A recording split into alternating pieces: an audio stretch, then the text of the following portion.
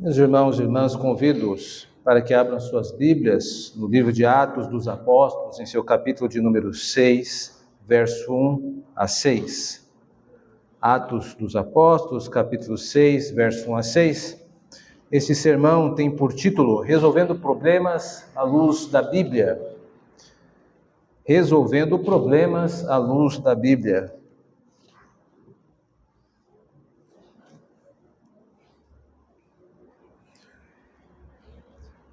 Em Atos, em seu capítulo de número 6, verso 1 a 6, diz assim: Ora, naqueles dias, multiplicando-se o número dos discípulos, houve murmuração dos helenistas contra os hebreus, porque as viúvas deles estavam sendo esquecidas na distribuição diária.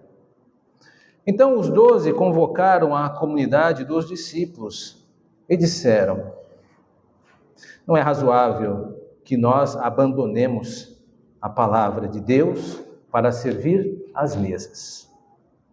Mas, irmãos, eu escolhi dentre vós 7 homens de boa reputação, cheios do Espírito Santo e de sabedoria, aos quais encarregaremos desse serviço. E quanto a nós, nos consagraremos à oração e ao ministério da palavra. O parecer agradou a toda a comunidade e elegeram Estevão, homem cheio de fé e do Espírito Santo, Filipe, Prócoro, Nicanor, Timão, Pármenas e Nicolau, prosélito de Antioquia. Apresentaram-nos perante os apóstolos e estes, orando-lhes, impuseram as mãos. Meus irmãos e irmãs, vez por outra, em nossas vidas, nós encontramos com dilemas. O que são dilemas? Dilemas é uma espécie de problema que exige uma solução. Existem possíveis soluções e as duas soluções podem ser complicadas de se tomar. Um exemplo disso é o nosso pai Abraão. Todos nós sabemos que Abraão desejava muito ter um filho e pediu muito isso a Deus.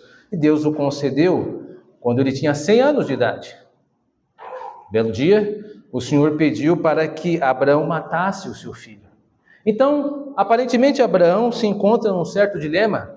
De um lado, ele não queria matar o seu filho, do outro, ele devia matá-lo. Querer contra dever.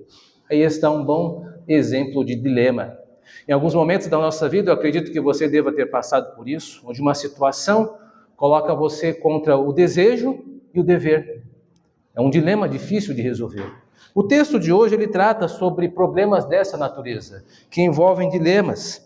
Os apóstolos precisavam tomar a decisão sobre o assunto.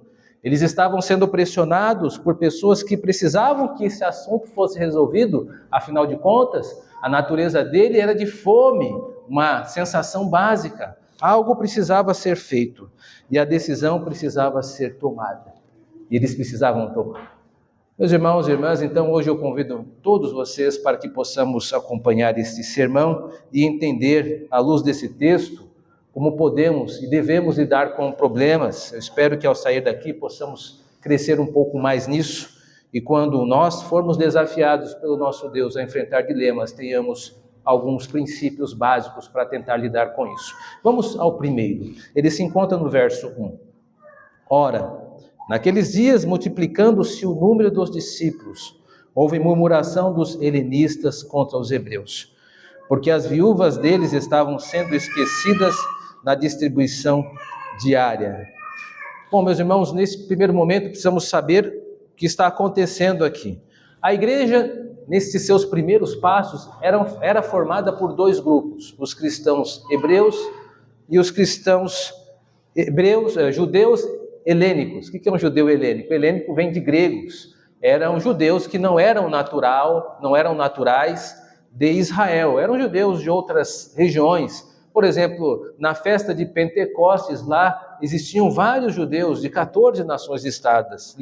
Então era muito comum ser judeu e nascer em Roma, ser judeu e nascer em Filipos. Eles vieram para Jerusalém, estabeleceram-se lá, mas não falavam, não eram naturais, e por isso eles eram vistos com certo tipo de distanciamento pela igreja local. Então surge uma queixa, e a questão parece ser social.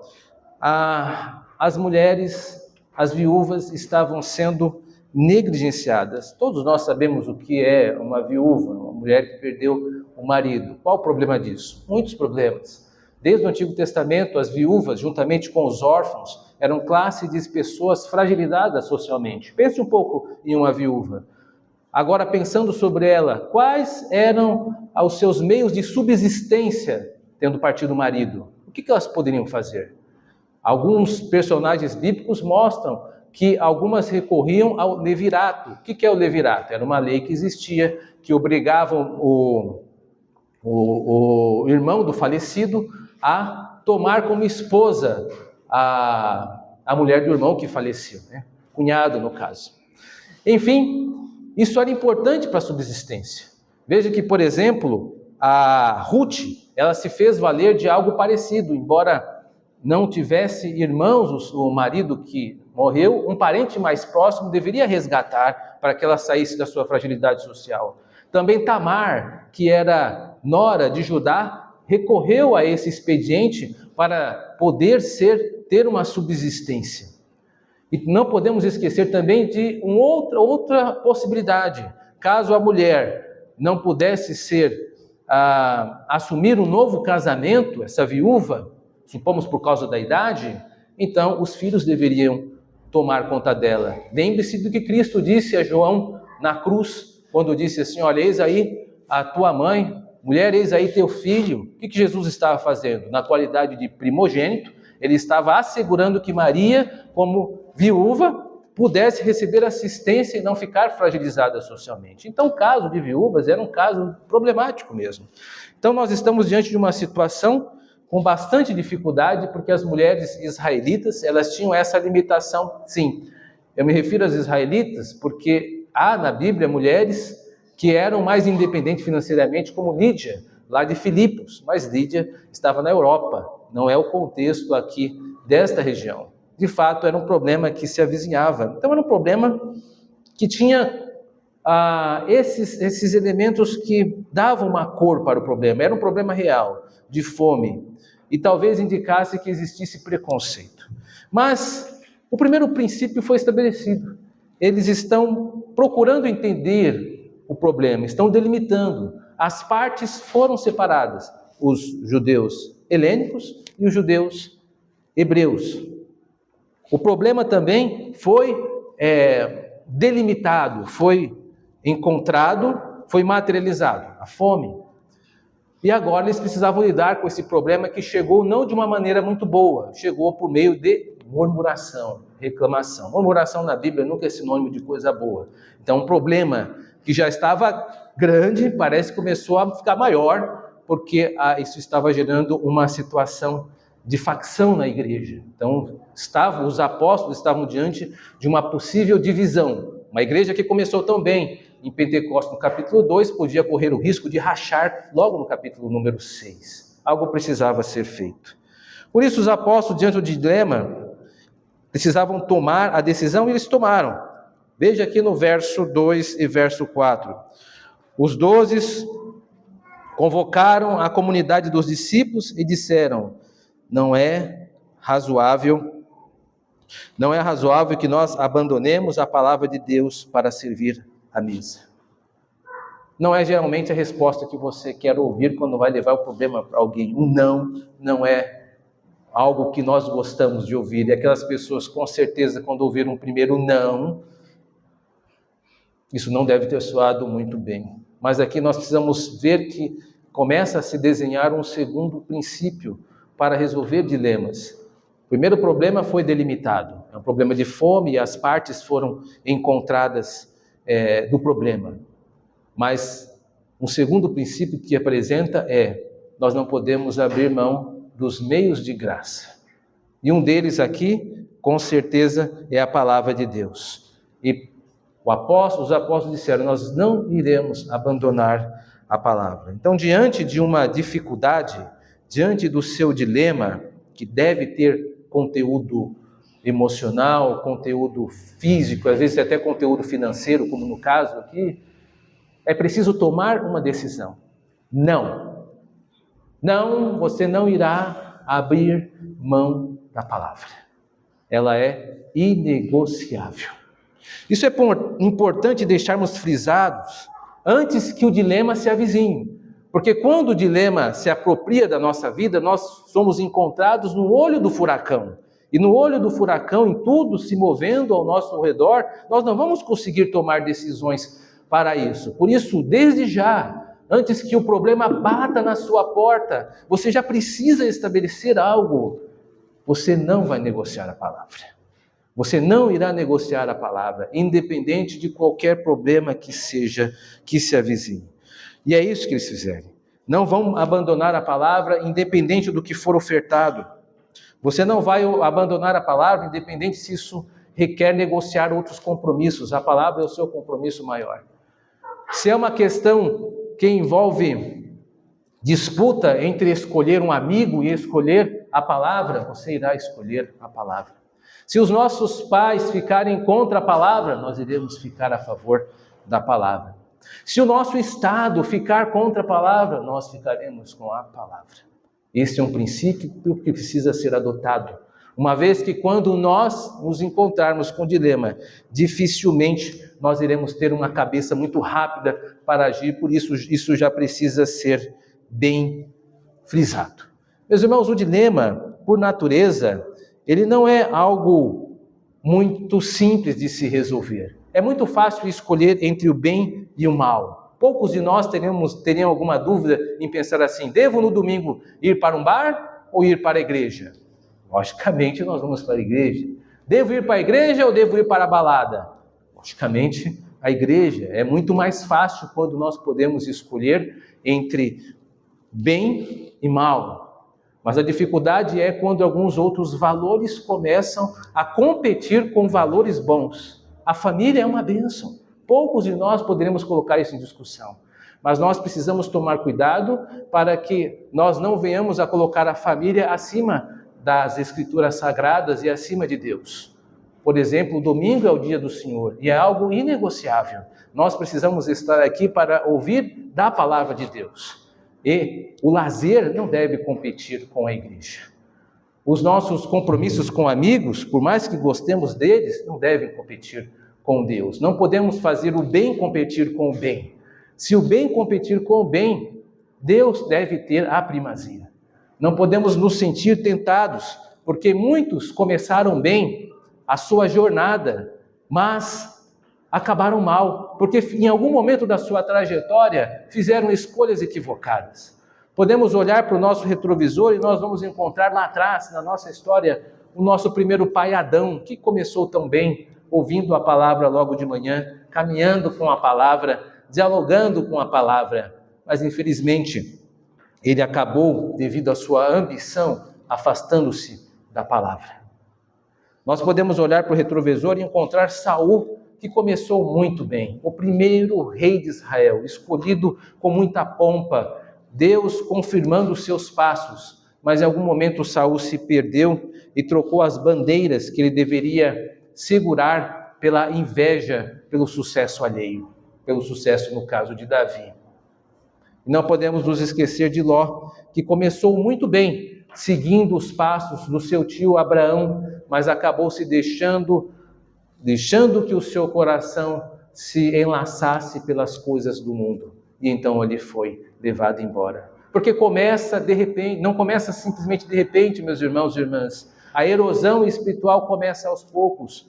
Um domingo você não vem, o outro domingo você também não se importa em vir. No terceiro domingo já virou algo frequente e você está se afastando daquilo que Deus lhe deu para se alimentar. Veja, a palavra de Deus sempre é tratada no Novo Testamento como alimento e nós devemos desejá-lo como crianças desejam o leite.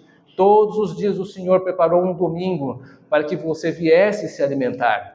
E se você não se alimentar, com certeza ficará fraco e incapaz de se defender contra as agruras de um mundo terrível, de um adversário oportunista e de uma carne que está pronta a se lançar sobre nós para nos afastar de Deus. O que o Senhor deseja é que seus filhos e suas filhas possam alimentar-se da palavra de Deus que é servida no dia do Senhor e que ele não seja negociado por outros valores que competem com um valor maior.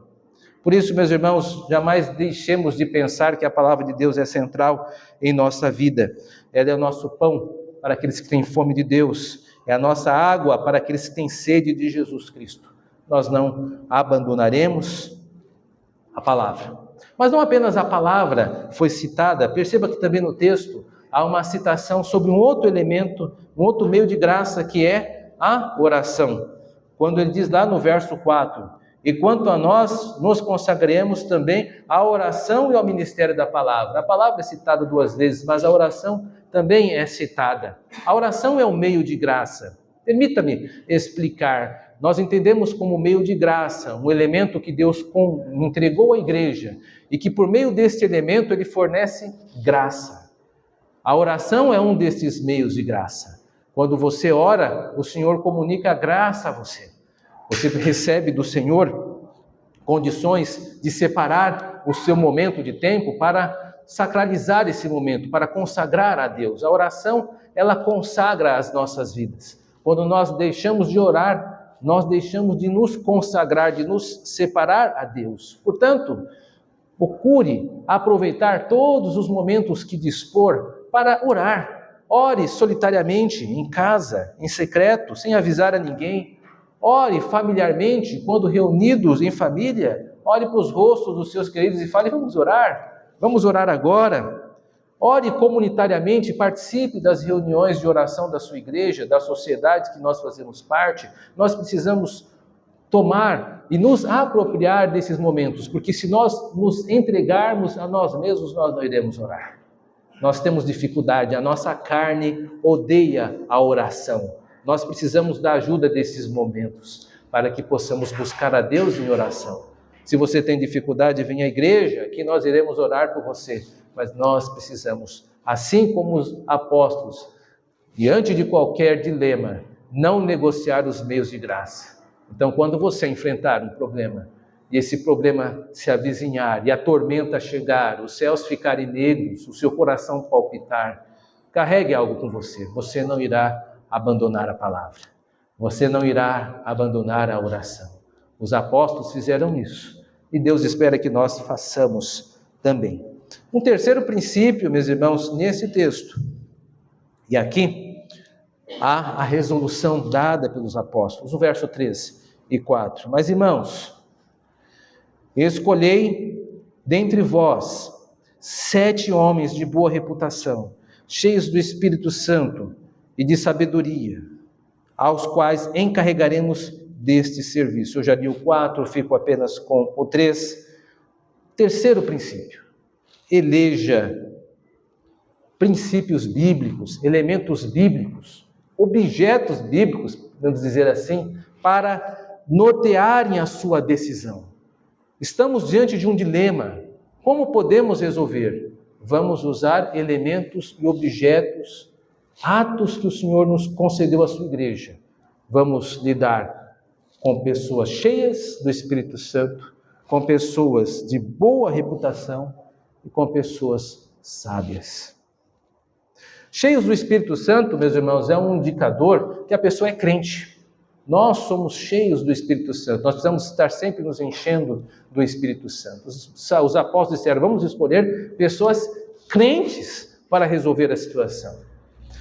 De boa reputação, que a comunidade helênica, no caso, reconhecesse essas pessoas, para que quando fosse lá bater no domicílio, soubessem quem era que estava lá para levar o alimento ao domicílio. Precisava ter amplo conhecimento, ampla penetração na comunidade.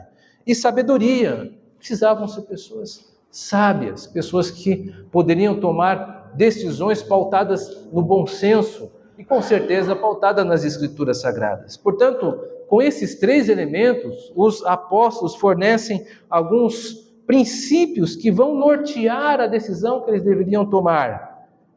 Os apóstolos funcionaram como um tipo de Google Mapas aqui, porque eles deram o caminho que a comunidade deveria seguir. Deram este parecer. Olhando para trás, parece que foi algo simples. Mas esta opção, ela com certeza mexeu com o coração dos apóstolos. Porque pense um momento, quem eram os apóstolos? Eram judeus. Eles eram a igreja hebreia.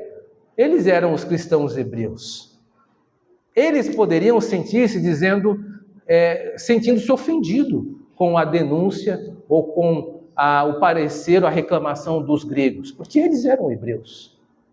Eles poderiam ter dito assim: ei, isso não é verdade, nós não estamos esquecendo vocês, não. Não me inclua nisso. Eles poderiam ter dito isso, mas não fizeram. Eles não tomaram partido na situação. E nem tampouco eles culparam ou começaram a brigar com a comunidade helênica e disseram: esperem um pouco, vocês estão agindo de forma desproporcional, a situação está difícil, convenhamos, mas também não precisa acusar uma parte da igreja de que está negligenciando outra, vocês estão indo longe demais. Ele poderia ter tomado essas opções. Mas os apóstolos, eles tomaram, com esses princípios norteadores, por detrás, uma outra decisão: fazer parte da solução e não fazer parte do problema. Quando os problemas vêm a nós, é muito fácil nós nos envolvermos, nós começarmos a oferecer juízos. Essa situação é terrível, como pode acontecer isso? Não faça isso.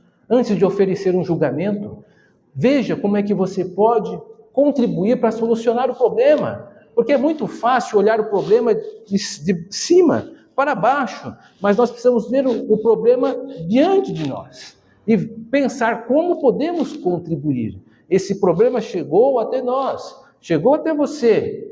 Você vai fazer com que esse problema fique menor, porque você vai fazer parte da solução e não do problema. Você vai resolver. O problema veio com o endereço certo, nas mãos de alguém que vai empreender energia, sabedoria e cristandade para resolver. O problema está em boas mãos, está nas nossas mãos. Nós vamos resolver, com fé em Deus, com esperança, com paz, com os elementos que o Senhor dá à sua igreja. Você tem os equipamentos que todos os cristãos devem ter para resolver problemas.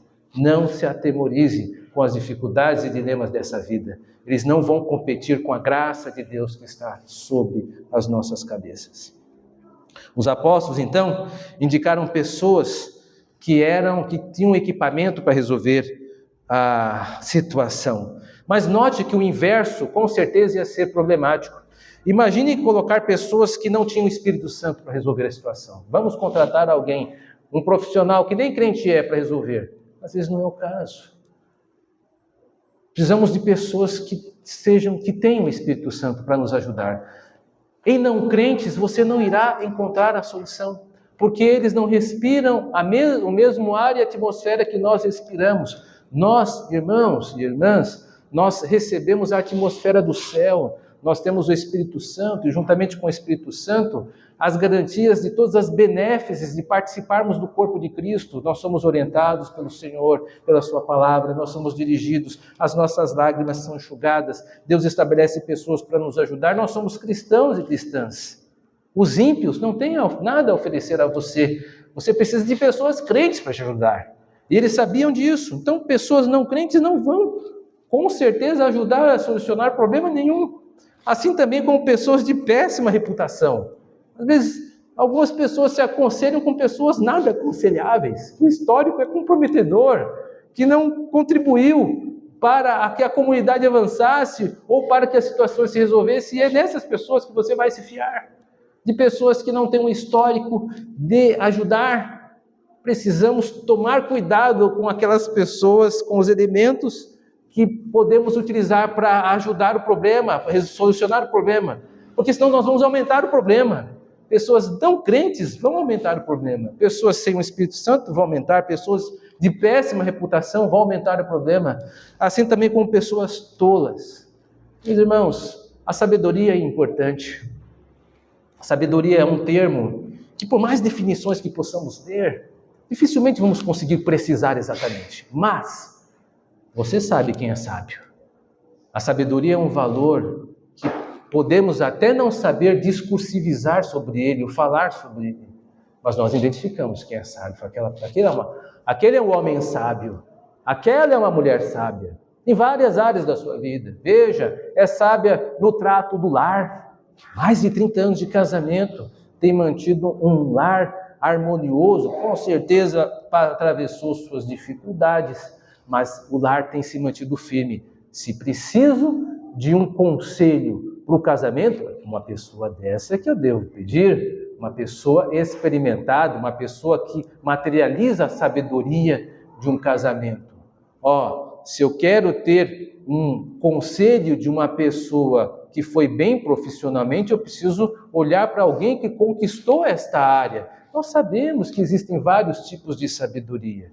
Portanto, ao escolher pessoas que vão contribuir de alguma maneira, procure pessoas sábias.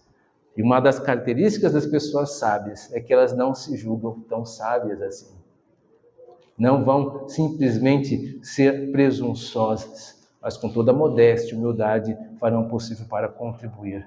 Porque a sabedoria anda de mãos dadas com a humildade. Por isso, meus irmãos e irmãs, precisamos tomar cuidado com os elementos que nós elencamos para resolver os problemas. Você está enfrentando dificuldades, mas que objetos você está usando para resolver o problema? O revanchismo não vai dar certo. Está usando a maledicência? Não vai dar certo. Está usando a impaciência? Não vai progredir. Pare com isso. Escolham elementos que as Escrituras chancelam. Você precisa de elementos que vão contribuir para solucionar o problema. Eles sabiam que bons elementos são o ferramentário para lidar. Nós temos equipamentos para isso. Precisamos respirar fundo e aí vamos utilizar os equipamentos que Deus nos forneceu. O que você vai fazer agora? Eu não vou fazer nada, eu vou entrar no meu quarto e vou orar. E é isso que eu vou fazer, não vou tomar uma decisão agora. Vou adiar até que eu tenha 2 dias de oração. É um bom equipamento. O que você vai fazer agora? Suportar sofrimento. Esta é a minha atitude. Eu vou suportar, porque o ambiente de trabalho está muito hostil, qualquer tipo de posicionamento será visto como agressão, então eu vou suportar o mal em Cristo Jesus, o Senhor há de me dar graça. Isso é um bom equipamento. O nosso Senhor utilizou isso, Paulo utilizou isso também. Nós temos equipamentos para resolver dilemas. Precisamos nos apropriar deles e usar de forma consciente. Agora, se você deixar que o teu espírito fale conturbado, se o teu coração conturbado fale, a situação só vai aumentar. Precisa ter consciência que Deus lhe deu equipamentos para resolver. É isso que os apóstolos demonstraram aqui.